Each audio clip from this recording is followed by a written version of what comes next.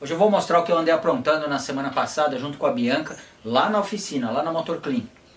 Esse daqui é o braço do capô dianteiro, um deles, o outro está ali atrás. E eles receberam um banho na Motor Clean. E em relação a essa mola em particular, não tem nada melhor do que o banho com ultrassom, porque ele remove toda a tinta, 100% da tinta, tanto interna como externamente. Eu estou deixando aqui. Elas voltaram lá da oficina semana passada e agora a gente vai aplicar um primer epox, dar uma isolada aí no metal para evitar, ou melhor, atrasar a oxidação até que a gente possa realmente prosseguir no projeto do Fuscat, aplicando o primer e assim por diante. Isso daí logo logo vocês vão ter a oportunidade de acompanhar. Quinta-feira passada, a Bianca apresentou para vocês o Fusca Alco 1600 com o comando W100. Esse, para o meu gosto pessoal, é um dos Fuscas mais lindos que já passaram lá no quintal do Tonela.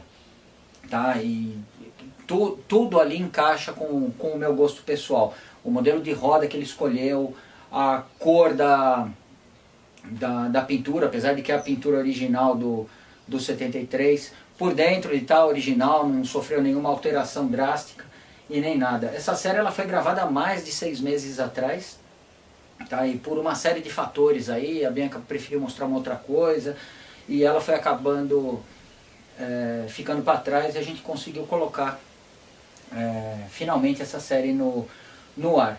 É um 73, tá? Eu não me lembrava de todos os detalhes que eu tinha gravado na ocasião, mas uma das coisas que chamou muito a atenção e acabou gerando algumas dúvidas das pessoas é a polêmica. Será que o botão do painel está certo? Será que esse acabamento está certo? No lugar onde provavelmente 74 ou mais para frente surgiu aquela gradinha de ventilação, ele já tinha o formato ali na chapa e assim por diante. Algumas pessoas falaram que o botão está certo, que já tiveram um carro com o mesmo botão, outras falaram que está errado, enfim. Me pareceu que veio no carro e que ele estava correto daquela maneira. Tá? Isso também não é da maior importância e nem nada disso. Mas essa carroceria, em particular, a gente percebe algumas mudanças em relação ao 72, não somente na questão do farol, mas a gente percebe uma preparação da fábrica para poder implementar algumas modificações que vieram a partir de 74, 75 e assim por diante. Tá? Então, às vezes eu acabo sendo injusto ou acabo magoando os Zefrizinhos e tudo, mas o fato é que nenhum fabricante, nenhuma montadora esteve ou continua estando preocupado em escrever a história do automóvel. Eles querem lucro.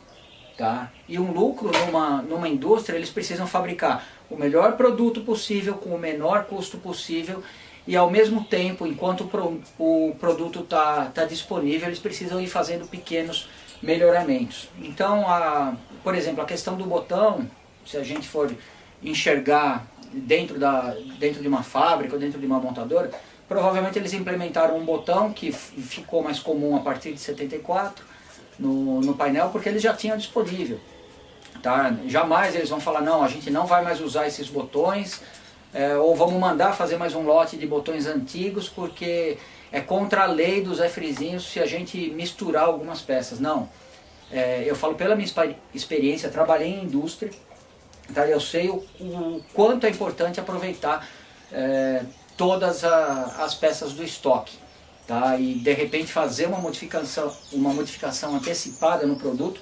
No caso da onde eu trabalhei não existia a questão estética, somente a funcional, mas mesmo numa questão estética, não, vamos implementar esse botão. E eu tenho certeza que em 73 duas pessoas compravam vamos dizer, um Fusca, e de repente uma bateu o olho no outro, nossa, mas o teu está com o botão velho. Não, mas o meu já veio com o botão novo. Isso provavelmente há quase 50 anos atrás era um motivo de um vizinho ficar acelerando o outro. Tá? Então isso daí é um detalhe, tá? É uma observação que eu faço de acordo com a minha experiência de indústria. Tá?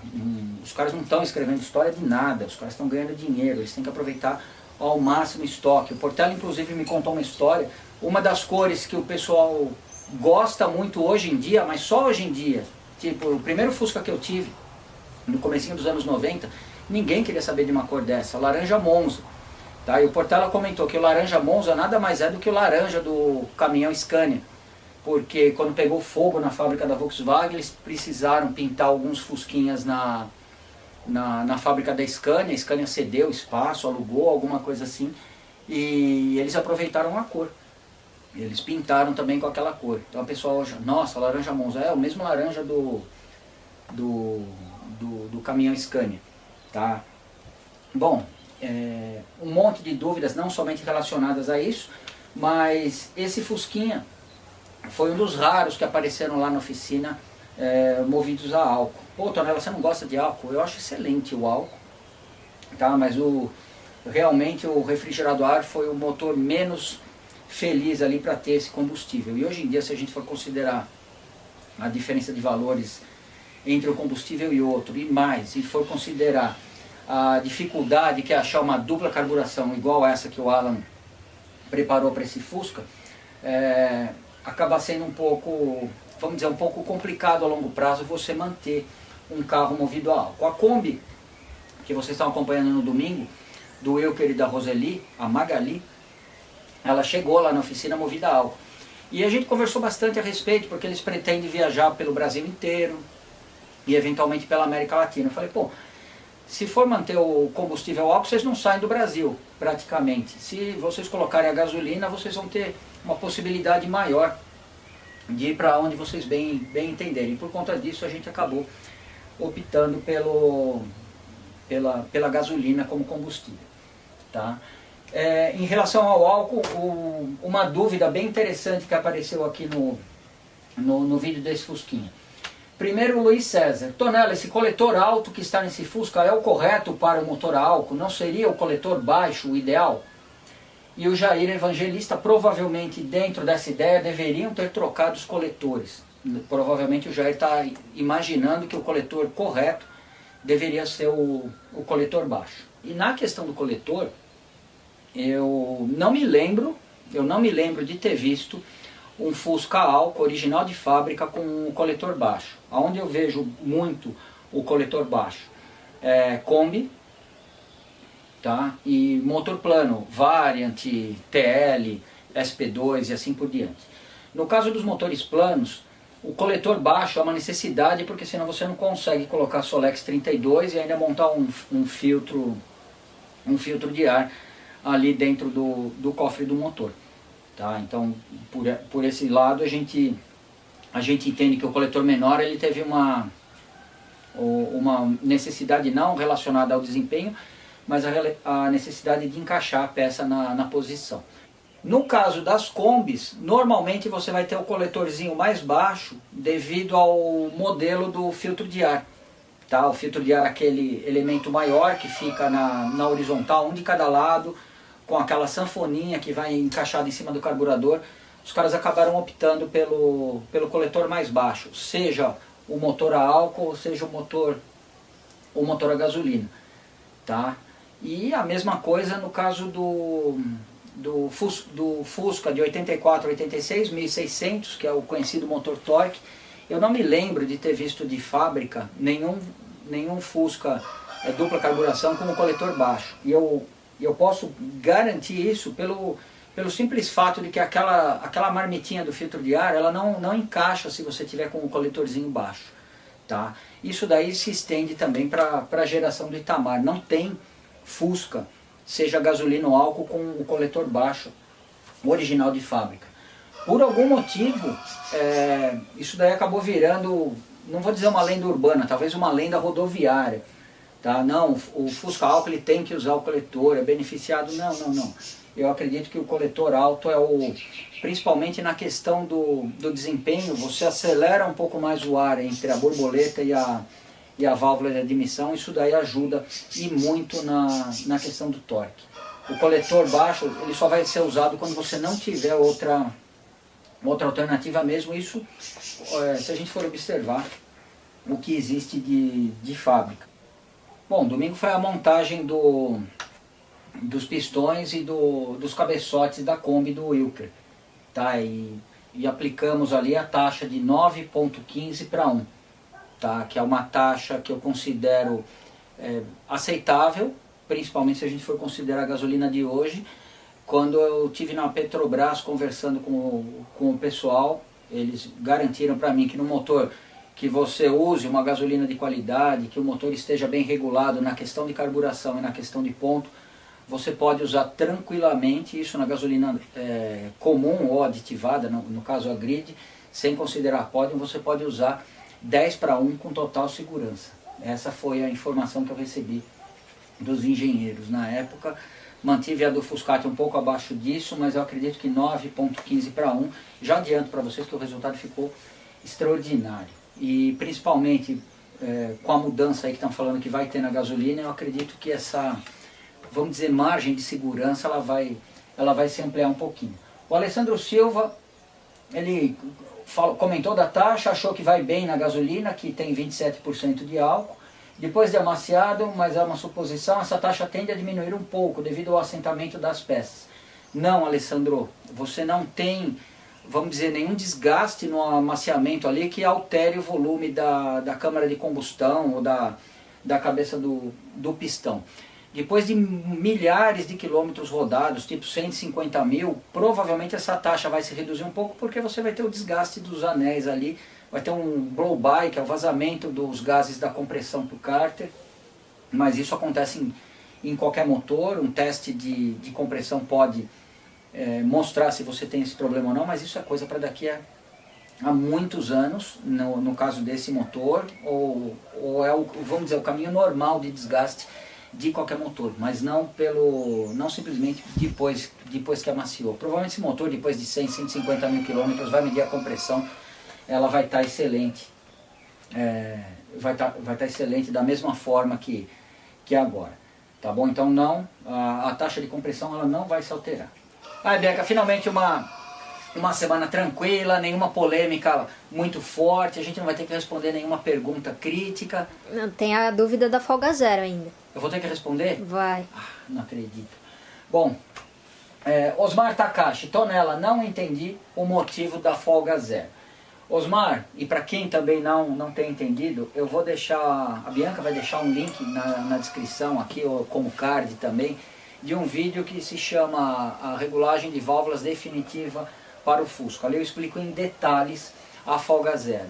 Não, eu não quero que você, Osmar, faça isso, eu não quero que ninguém que esteja assistindo o canal faça isso, tá? E também pouco importa se alguém está contrariado com isso, não é vamos dizer, o propósito nem de eu ter regulado esse motor com folga zero e nem de eu ter gravado aquele vídeo no passado, tá? Eu acredito que cada um pode regular de acordo, não somente a internet, você tem um monte de lugares aí para buscar informações e você ainda, por enquanto, você ainda precisa tomar uma decisão. Você tem 5 possibilidades diferentes, você vai ter que escolher uma e colocar aquilo em prática. Ou quando você for comprar uma cuequinha, você tem 5 cores, você tem que escolher a que mais vai te agradar. Tipo, você não pode deixar que outras pessoas escolham para você. O que eu estou compartilhando aqui no vídeo é simplesmente a minha experiência pessoal, não só em relação à folga zero, mas em um monte de coisa. Então é natural que muitas vezes entre em conflito com uma informação, vamos dizer, oficial, ou entre em conflito com uma informação de outro, vamos dizer, outra pessoa que monta, outro mecânico. É natural, isso é absolutamente natural. Tá? Nesse vídeo eu consigo explicar os motivos pelo qual eu uso a folga zero. Mais do que atender a dúvida do Osmar, o Mr. Midnight, ele assistiu os vídeos, ele fez uma maratona aí da quarentena, e ele comentou que, pelo que eu entendi, é para quando o motor estiver quente, a folga seja menor do que se estivesse regulado com 0,10. É exatamente isso. Mas o mais importante, ele também explica em outro vídeo em que assume que essa folga de 0,10 foi colocada pela Volkswagen para quando o cliente chega na oficina para regular as válvulas e assim por diante. Exatamente.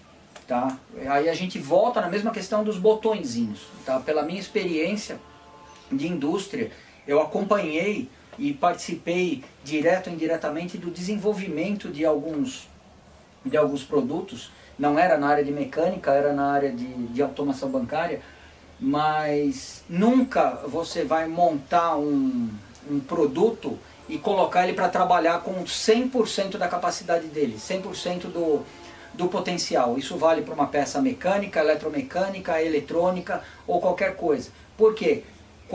Você conhece um carro que trabalha com 100% do potencial, Bianca? Não. Eu vou te falar, os que correram esse final de semana passado na 24 horas de Le Mans, carro de Fórmula 1, eles estão sempre buscando, se não 99%, eles tentam sempre atingir o 100%. Se eles passarem um pouquinho disso daí, 100,1 é uma quebra. Tá? Então aí eles conseguem ter exatamente o limite do desenvolvimento. Quebrou tal peça, a gente vai precisar melhorar.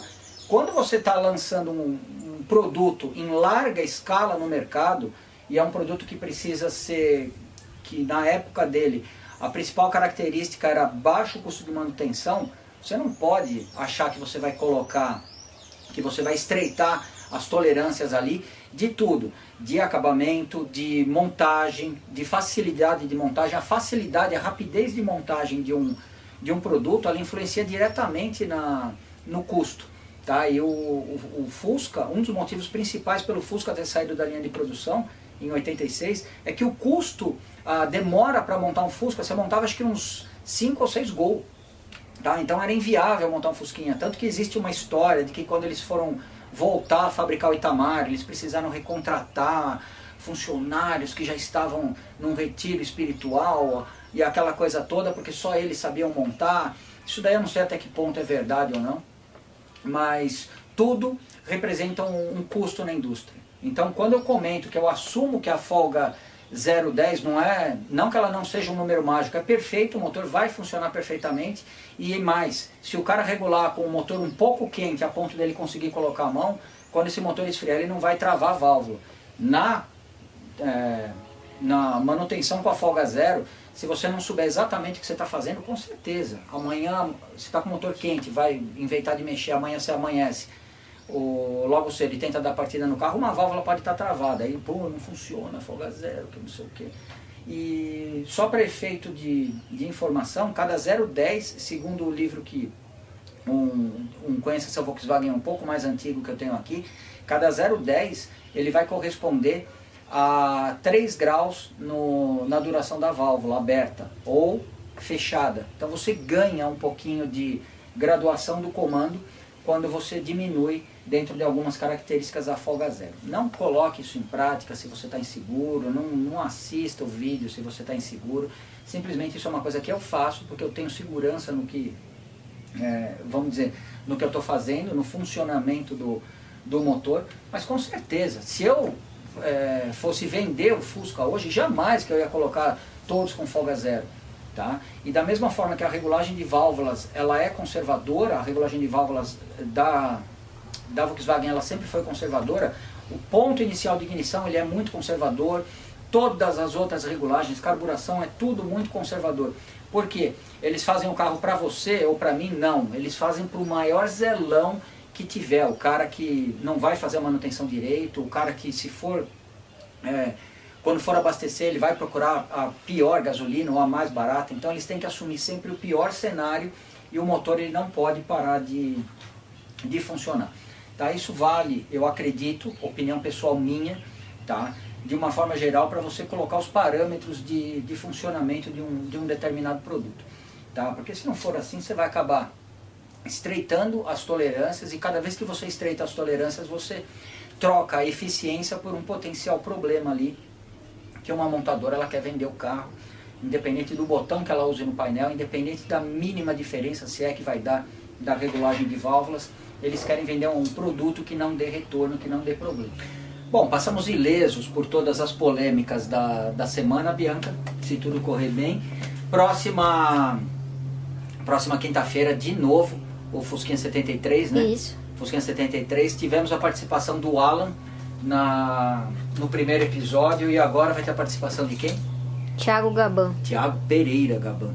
Vai participar e vai fazer o test drive do Fusca. Vai ajudar a gente, inclusive, na questão da ignição, do acerto da posição do distribuidor. Tá? E no próximo domingo, finalmente, a primeira partida do motor da Kombi do Wilker e da Roseli, tá bom? Então eu acredito que é só isso. Pô, Tonela, você está com quase 500 mil inscritos. Eu estou com quase 500 mil inscritos, tá? Mas eu não estou sozinho, eu estou graças ao trabalho sério que a gente faz e principalmente ao fato de provavelmente quase 500 mil pessoas entenderem que o nosso conteúdo é relevante e jamais elas devem ou precisam concordar com tudo, mas simplesmente é uma fonte de informações ali que elas podem confrontar com outras e assumir o caminho que elas decidam seguir. Isso vale para desde uma receita de giclê de carburador, desde um nível de boia de carburador, desde uma sequência de montagem de uma peça mais complexa como um motor, tá? Uma regulagem de válvula seguindo um determinado sistema ou outro, um ajuste de ponto, assumindo que um ponto inicial é melhor ou não. O nosso canal está aberto para o público como uma fonte de informações compartilhadas, aí, baseadas na minha experiência. Ponto final. E eu espero e tenho certeza que vocês gostam, afinal a gente já está com praticamente 500 mil pessoas acompanhando o nosso trabalho. Tá? O que eu posso falar é que 500 mil é só um número, o nosso trabalho vai continuar sério, como ele sempre foi. Se eu aprimorar alguma coisa, eu vou compartilhar com vocês. Olha, eu descobri tal coisa, eu percebi que eu consigo fazer isso, que eu posso fazer aquilo, ou eventualmente que eu fiz tal coisa e não ficou muito legal. Tá? A gente vai caminhando juntos nessa jornada. Tá? E aí cabe a cada um, a consciência de cada um, ao livre-arbítrio, falar: não, eu gostei disso que o Tonela falou, eu vou usar isso. Ah não, isso daqui que ele falou para mim é a maior furada, eu não vou usar. Amigão, a amizade continua a mesma, tá? Você pode concordar comigo ou não em algum detalhe da mecânica. O resultado é, o caminho que você escolher para o teu motor é o resultado que você vai ter. Tá? Tudo que eu mostro, por exemplo, na montagem do motor, não somente dessa da Kombi ou de qualquer outro motor que eu já montei, é baseado na minha experiência naquele momento. Tá? Então, se a gente pegar desde o primeiro motor que foi montado no canal, passando por outros motores, até chegar no motor da Kombi do Wilker, eu já montei 3 motores depois dessa Kombi, tá? E cada um deles foi sofrendo uma pequena modificação, às vezes não, vamos dizer, conceitual ali, às vezes um detalhe, um produto que você usa diferente, uma experiência que você faz, tá? Um prisioneiro que você deixa um pouquinho mais para fora, você modifica alguma coisa que você sentiu dificuldade na montagem anterior. Eu estou evoluindo, estou compartilhando a minha evolução, não só de montagem de motores, mas, vamos dizer, da mecânica em geral com vocês. Nesses 12 anos de canal, o canal esteve de portas abertas, vocês estiveram bem-vindos, adoro quando as pessoas comentam para tirar dúvidas, e a gente vai continuar exatamente no mesmo caminho. Só que tem um detalhe: quem tem que escolher o que vai, a informação que vai valer para você ou não, é você mesmo. Tá? Então você vai chegar e vai falar: não, eu vou fazer assim porque me pareceu mais fácil eu assistindo o vídeo, eu vou fazer assado porque aquela outra versão me pareceu a mais correta. O caminho que você escolher é o resultado que você vai ter. Então sempre que você for fazer essa escolha, faça com o maior critério possível. Tá legal? Estou compartilhando toda a minha experiência aqui. Quem acompanha o canal desde o início sabe que o que me motivou a montar o canal e começar a compartilhar as minhas experiências foi justamente a falta absoluta de informações que eu tinha nos anos 80 e início dos anos 90. Fosse para ajustar uma folga de platinado, fosse para fazer um ajuste fino num carburador, ou eventualmente numa regulagem de válvulas. Vamos dizer, a limitação, um dos maiores segredos para mim no final dos anos 80, início dos anos 90, e a gente pagava caríssimo por isso, e mesmo assim não descobria o segredo, o cara fazia escondido no teu próprio carro, era a limitação da curva de avanço do distribuidor para você poder usar o inicial um pouco mais avançado, que na prática ele acaba deixando o teu carro bem mais esperto. Aí a gente volta naquilo: pô, por que a fábrica não fez isso? Por que você está fuçando nisso? A fábrica não fez isso por causa da tolerância, eles não querem ter problemas. Então tudo acaba caminhando para o mesmo, vamos dizer, para o mesmo resultado. Sempre que você muda vamos dizer, a tolerância de funcionamento de uma máquina ou de uma peça, alguma coisa, você otimiza o funcionamento, mas ao mesmo tempo pode, se numa situação igual eu estou descrevendo aqui, encurtar a curva de avanço do distribuidor, você pode, se usar um combustível de baixa qualidade, arruinar tudo, ou ter batida de pino, ou ter dificuldade na partida, e assim por diante. Tá? Então o que me moveu a montar o canal foi justamente isso, compartilhar as informações que eu julgava as mais relevantes, ou as que eu sempre julguei, as que eu sempre coloquei em prática por considerar as melhores ou as mais corretas. E daqui para frente a gente vai continuar exatamente do jeito que a gente sempre foi, falando o que a gente pensa, mostrando aquilo que a gente acha legal e tal. Se você gostar, continua no nosso canal, se inscreve, dá um joinha. E se você não gostar, ou se você achar uma informação inconsistente ou contraditória, é você, cara, que vai escolher, não sou eu que vou escolher para você, nem para Bianca, mas eu escolho, ela toma a decisão que ela quer. Tá? Eu só apresento uma solução, a escolha é sempre sua. Muito obrigado por ver os nossos vídeos. Quinta-feira, Thiago Pereira Gaban testando o Fusquinha 73 e no domingo a Kombi vai roncar e vai roncar alto.